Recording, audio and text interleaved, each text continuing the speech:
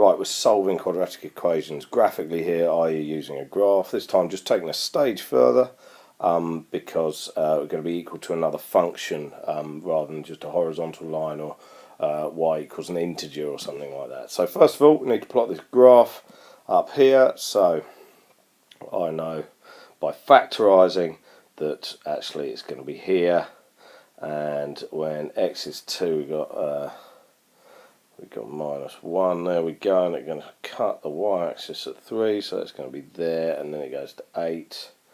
So there you go. Right, we draw that as a curve, don't we? You should know how to do that. That's why I've done that really quickly. And then it says that y equals x plus 1. So they've swapped the y for x plus 1, so that I need to draw this line. And again, you know how to do that. So it should go something like this.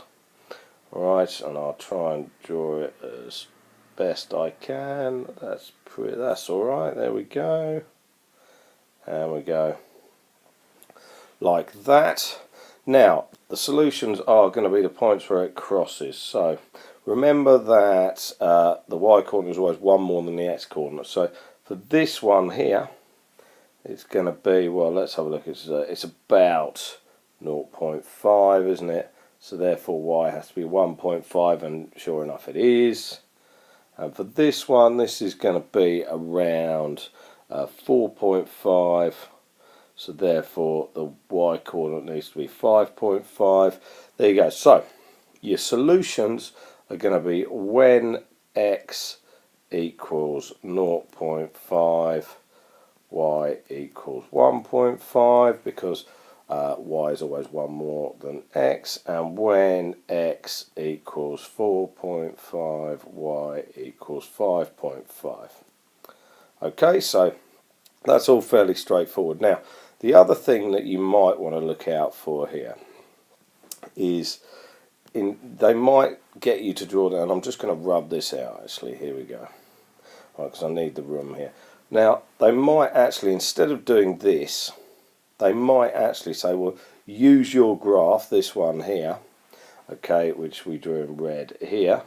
Okay, use your graph to solve the equation x squared minus 5x plus 2 equals 0. Now, all they've done here is rearrange this here, alright, by getting this bit over to the other side of the equal. So subtracting x, getting from minus 4x to minus 5x, and subtracting 1, getting from 3 down to 2.